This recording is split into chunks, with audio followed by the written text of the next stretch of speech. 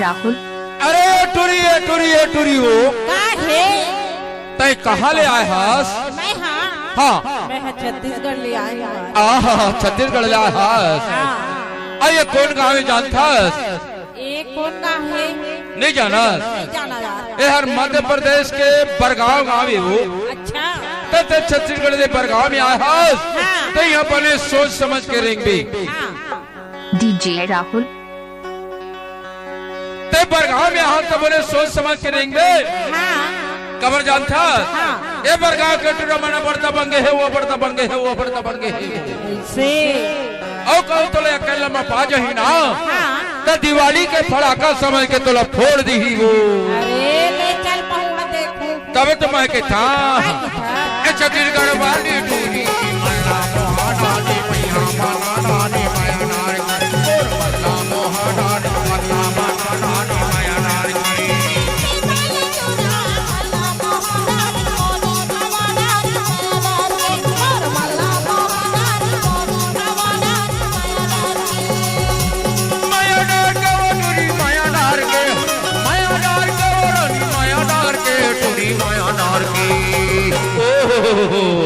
छत्तीसगढ़ वाली टूरी मल्ला मोहनानी मैया मानानी माया नारी और मल्ला मोहनानी पगला मानानी माया नारी।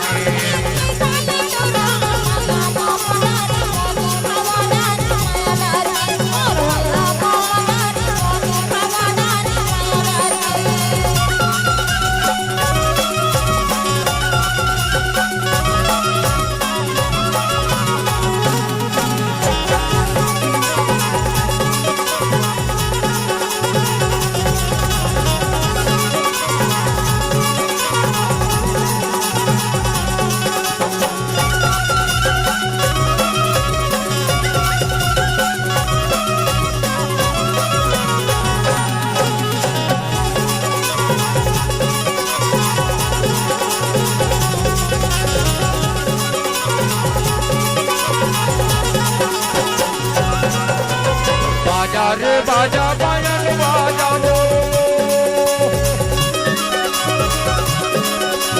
बाजा रे बाजा बाजन बाजा कहाँ गले निकल के गली माया जा मोर मल्ला मोहना पैहा माना डाली माया नार मोर मल्ला मोहना पगला माना डाली माया नार के।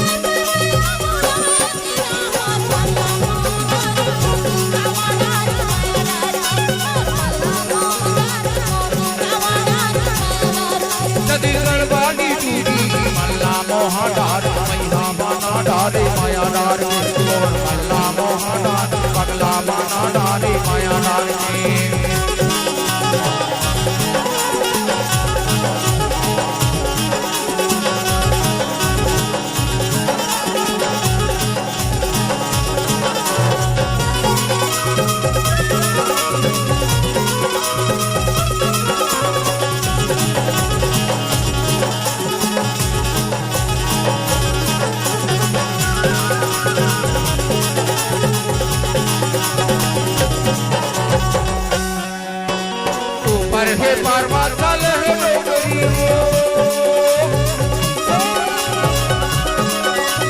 ऊपर के पर्वत चल के डोरी पूरे पाल के बदला माल ले कुंदरी मोर